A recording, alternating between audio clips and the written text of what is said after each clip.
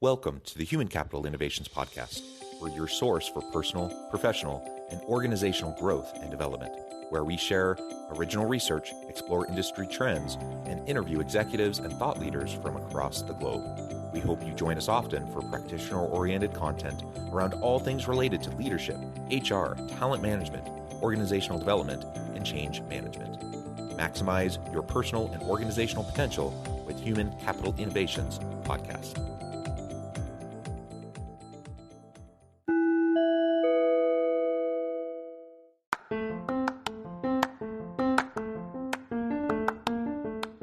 If you enjoy the Human Capital Innovations Podcast, enjoy ad-free listening by going to the Patreon page, and please consider contributing even at the producer or sponsorship level. And please leave a review. Thank you for your support.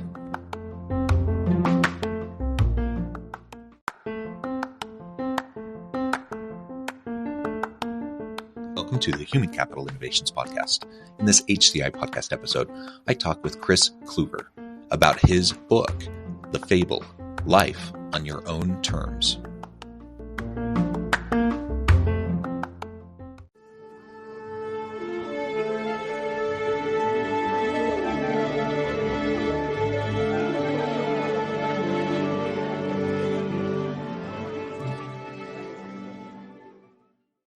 Kris Kluver, welcome to the Human Capital Innovations Podcast. Thank you so much. It's humbling to be here, John. I appreciate it.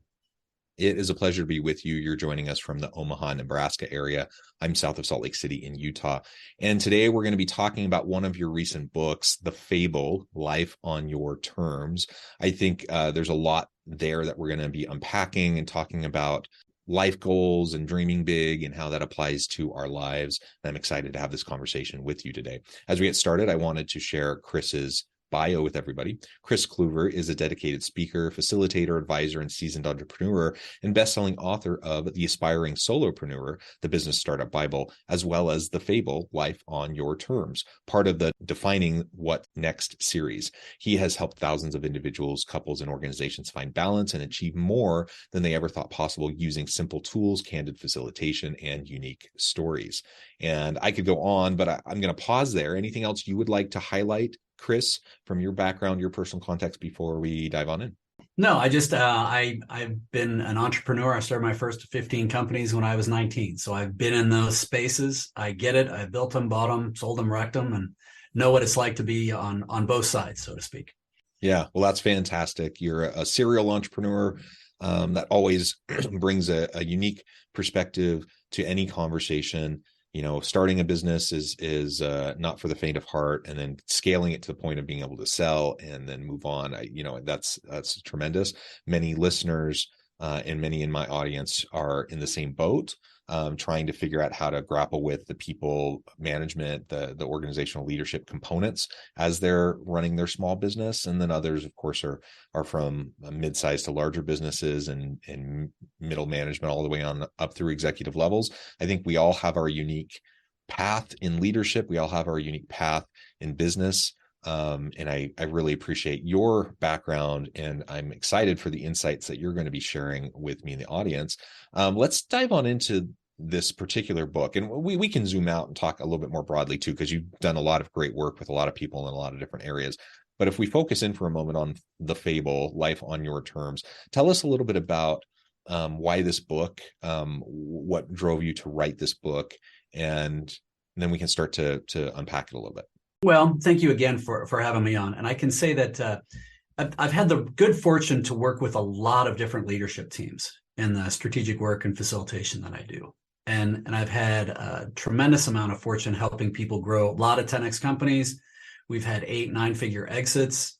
I've helped take company public, things like that. But one of the reoccurring themes that I saw over and over with the owners and the C-suite is when you can really get vulnerable and when you can really have a good, healthy conversation.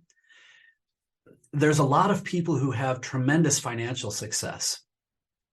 And yet, when they're really honest and candid with themselves, they're still not happy. They're still not fulfilled. And don't get me wrong, I think that financial is important. I love my homes, multiple homes and vehicles and things like that. It's important, but it's not the only way to measure success.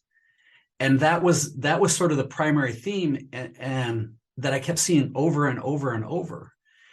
And I started to realize that so many of us have abdicated that narrative of what success is. And what I mean by that is we've given it up to the wine commercials or the scarcity mindsets of parents or peers. And everybody's like, dude, I have more money than I know what to do with, and I'm not happy, and I don't know what the hell is next, but I'm embarrassed to say anything. So that's sort of where it started, if that makes sense. Yeah, it does. I think that's helpful. And I appreciate your focus there on living according to your own definition of success and not being reliant on external voices telling you what success should be or what success looks like for you. Because we all have different paths. We all have different upbringing, different backgrounds. We have different priorities, different values.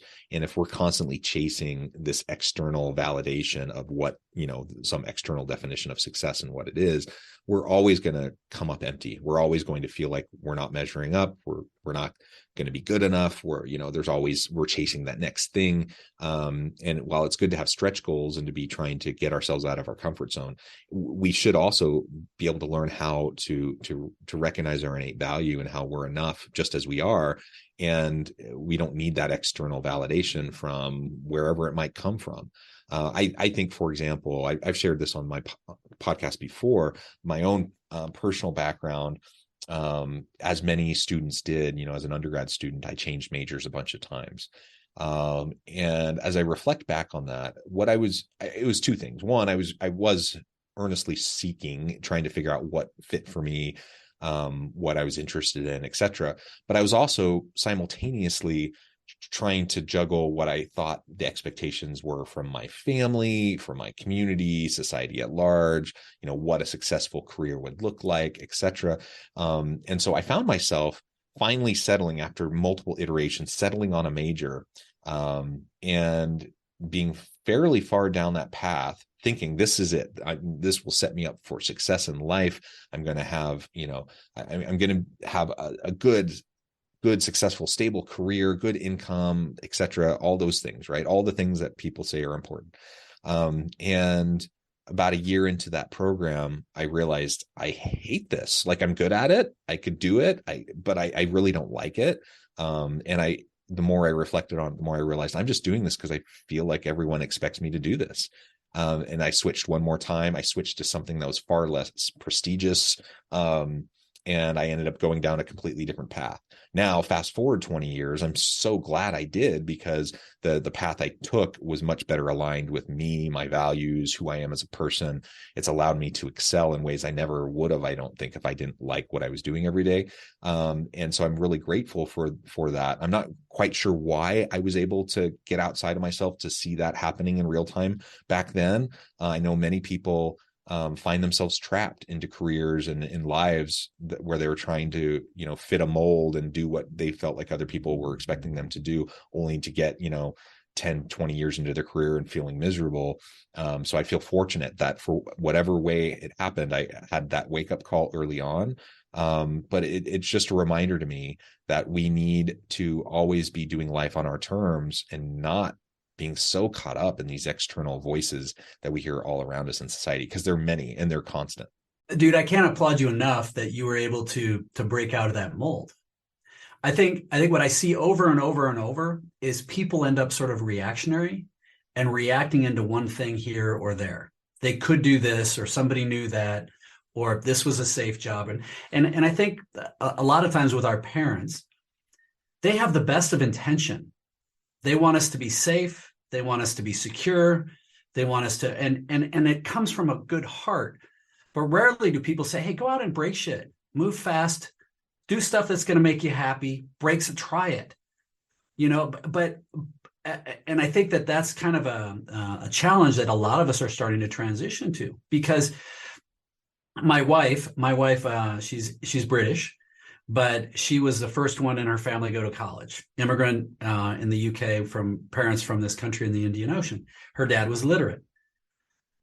She was really good at math, and her parents wanted something safe, so she became an accountant. And she had a great job and was good and as an accountant for a venture capital firm in London, very prestigious. But she hated it. So she ended up at 40 transitioning to becoming a couples and family counselor. And oddly, she's done really well with that. She's 55 like I am now. But as a result, she's making more money, working roughly 20 hours a week, being an endurance athlete, helping people.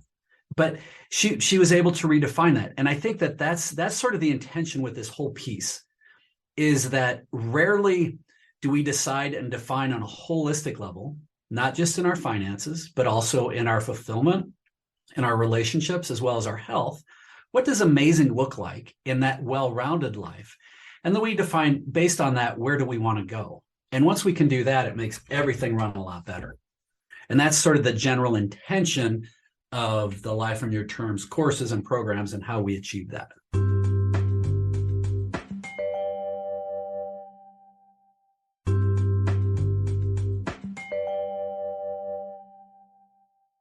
How do you start to disrupt that? I was fortunate that I kind of had that awakening.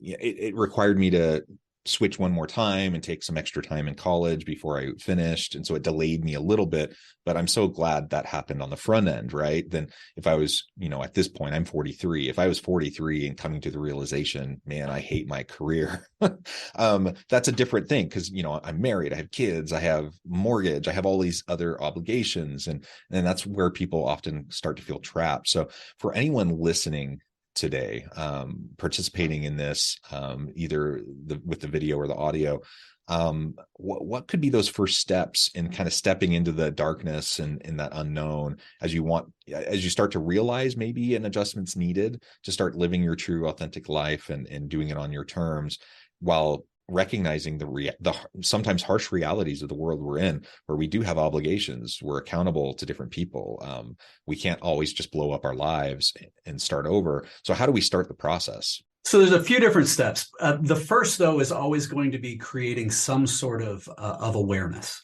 We have to have a personal awareness of where we are and doing some assessment. And there's a tool, if any of your listeners want, because it's you, they go to my website. It's lifeon-yourterms.com. And there's a tool that it takes about 5 minutes to take it, and it'll give them an immediate holistic result of where they are. But creating that awareness is number one. And something else along the line of awareness, you mentioned the idea of people always kind of moving the goalposts, changing things. There's something called hedonic adaptation, or the hedonic treadmill. And in essence, it's the uptight psychological terms for saying moving the goalposts. But if you catch yourself saying, man, if I only had 100,000, I'd be in high cotton, it'd be great. And then, as soon as you get close to that, you're like, no, I need 150. Or, we have the private jet, but, we really want a bigger one. I've actually experienced this with clients. I think it's important then to realize that you've lost control of that narrative. So that's one of those things that can also help you with the awareness. Now, the second piece is that I am a firm believer that work-life balance doesn't really exist. I think our cell phones and devices have off buttons, but very few people are familiar with where they are. And if you're not willing to embrace that, then you're never really going to have balance. But what I do think is we can have a work-life integration. And just as anybody who's choosing to listen to you is a bona fide badass in achieving things and growing and getting to that certain level, if you can put the same intentionality on a holistic, balanced life, an integrated life, then you can start to step back and say, no. What would amazing look like for my entire life? Not just my bank account or my career, but for my relationships with my family, with my partner, with my friends, for my spiritual, my mental, my physical health, and start putting that intentionality. Because I when I'm working with people, I get even if I'm working one-on-one with a heavy hitter CEO, public CEO, they'll be like, yeah, dude, but if I take my foot off the gas, man, everything's going to go to hell. And I don't believe that's true. I think that we have to give ourselves permission and embrace the idea that we're the primary asset of the organization. And as such, we have to invest in that asset. And to do that, I would make the argument that when you're a better partner or spouse, when you're a better parent, when you're a better friend, when your physical health is right on, your mental health and your spiritual health, you actually become a better leader, a better manager, and everything can expand. But if you only focus on the finance, you'll get a hit for a while, but it's going to come a cost at expenses in other areas, and you're not truly protecting the asset. Yeah. So that holistic approach to success is what I'm hearing you say. Let's not get tunnel vision on just like, say, financial success. Now, of course, everyone wants to be stable. People want to be able to take care of their needs, have a warm place to live, food to eat. They want to be able to take care of their children, etc. Right? So there's a baseline, that we need to put time and energy into to make sure that we're taking care of our needs.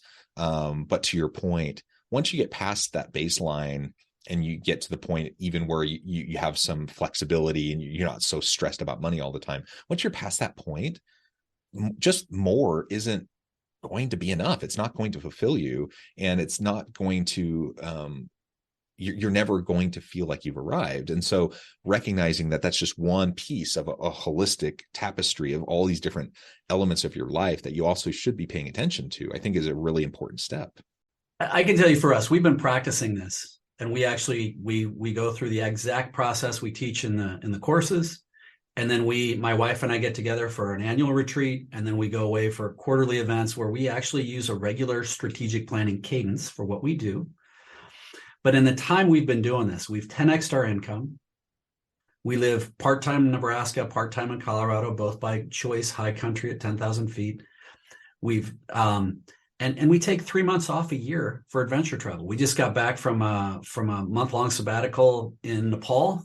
And on that note, when we did the balance wheel, one of the areas that we felt a little deficient was for our own personal spirituality. We weren't feeling strong with that. So we set a goal in 22 of exploring different options and different things that we can expand on.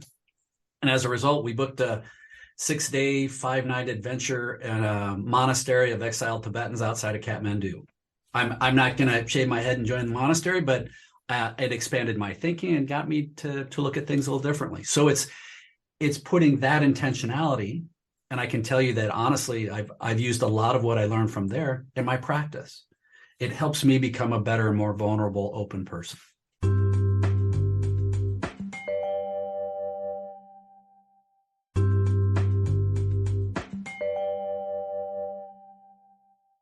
Yeah, and you've kind of referred to it a couple of times, but I know you do a lot of work around a roadmap, road mapping to ensure alignment and making sure that you have things clearly articulated and clear in your own mind. So both for your own success, but also, you refer to your partner.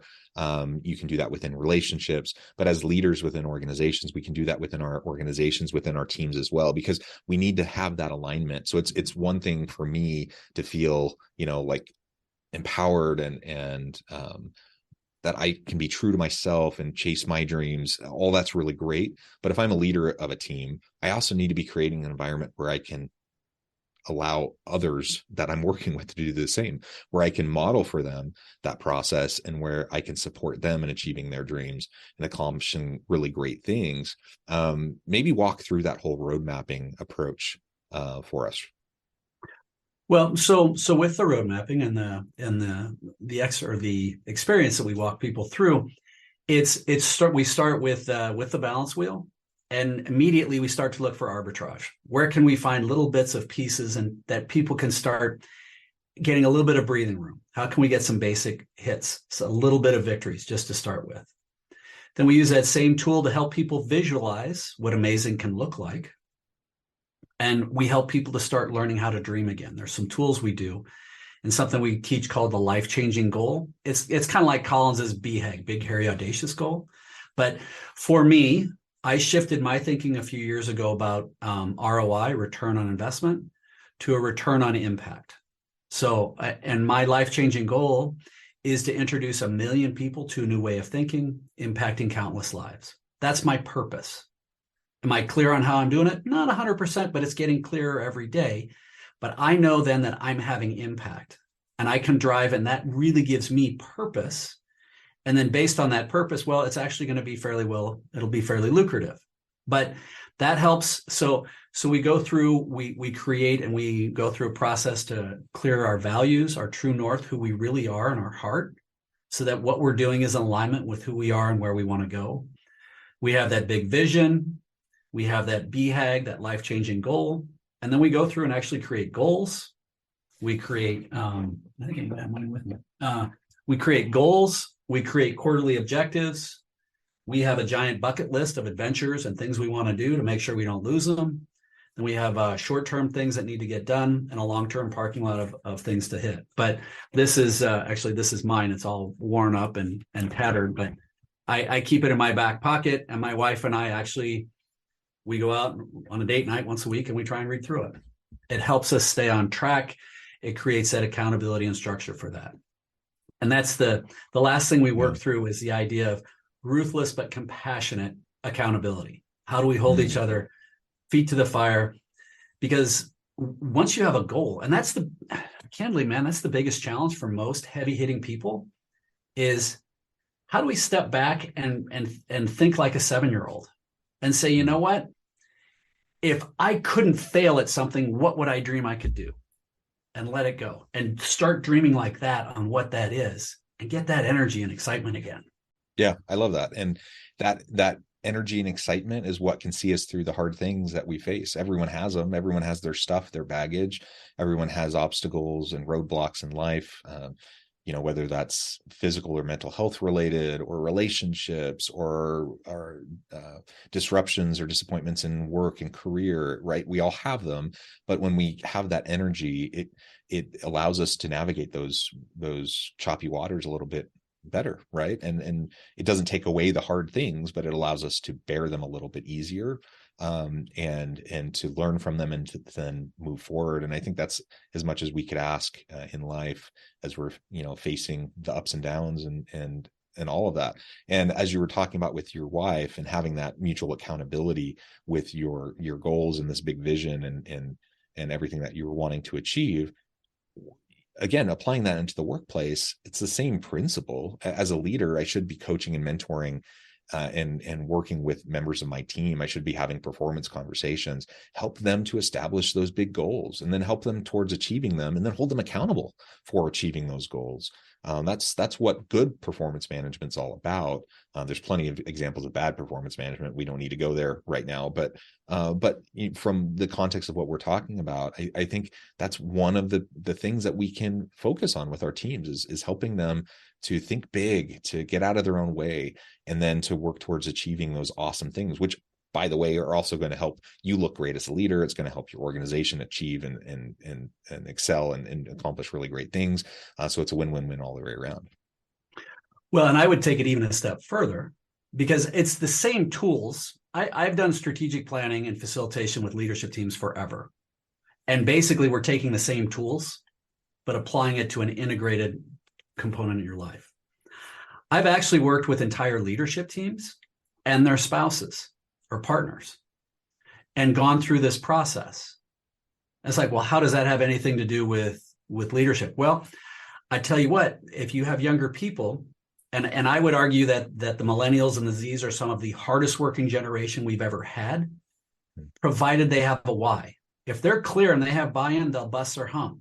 But if they don't, they'll bounce out almost immediately. But I remember working with one team, and there was a gentleman there, head of marketing, and he and his wife came up with, and they said they wanted to live in Tuscany for 3 months. And he was very sheepish about even bringing it up, but he created that long-term, life-term goal. And they talked about it openly and honest in front of the leadership team, and the owner's like, well, hell, let's make that happen. It's not going to happen this year, but let's look at that, say, 3 years from now. But to make that happen, you're going to have your department running like a top. You're going to have to be able to have some virtual access. But what it did is it really integrated the spouse into understanding and being a champion for that husband. Because now he can say, well, I got to work 90 hours this week. And she's like, good, go. Do a good job. We're going to Tuscany in 3 years. But it also created champions among his whole leadership team of the spouses, but it unified the alignment. And then others could say, well, I want to learn how to do this. And it was universal that they suddenly are coming together to help each other in a fully, like I said, work-life integration. It's not just work and life, it's together. But they can start to R&D, rip off and duplicate those same concepts and do that for their teams.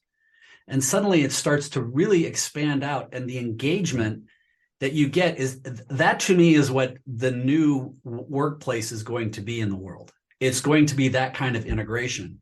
And if you don't have that, people are going to bounce out almost immediately.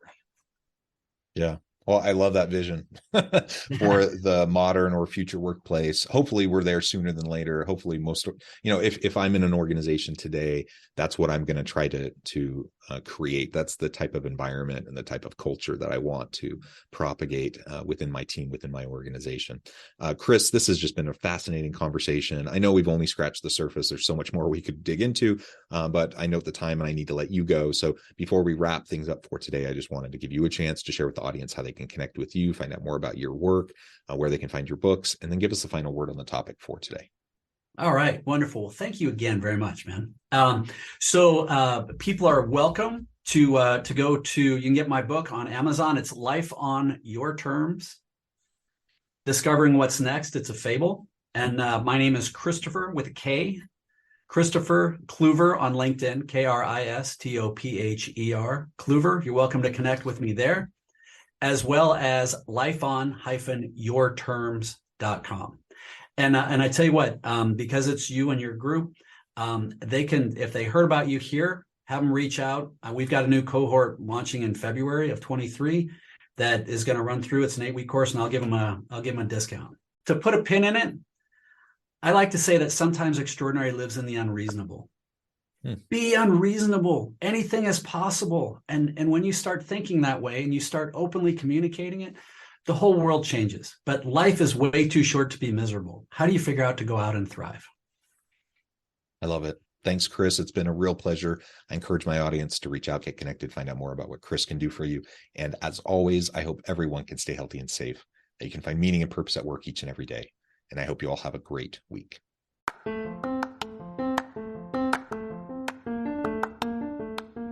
you enjoy the Human Capital Innovations podcast? Enjoy ad-free listening by going to the Patreon page, and please consider contributing even at the producer or sponsorship level. And please leave a review. Thank you for your support.